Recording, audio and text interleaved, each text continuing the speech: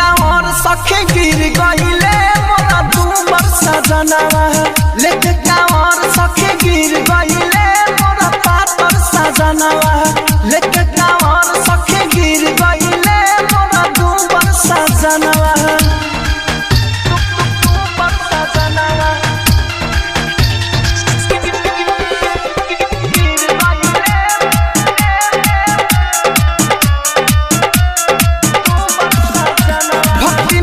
सावन भर रहस जागल दीवाना हुए बाबा के दिल भंगिए से बाला गले हो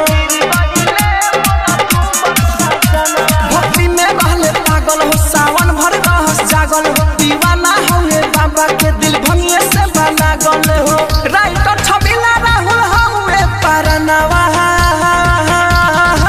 लेके कांवर सखी लेके कांवर सखी लेके कांवर सखी गिर गइले मोरा दूबर सजनवा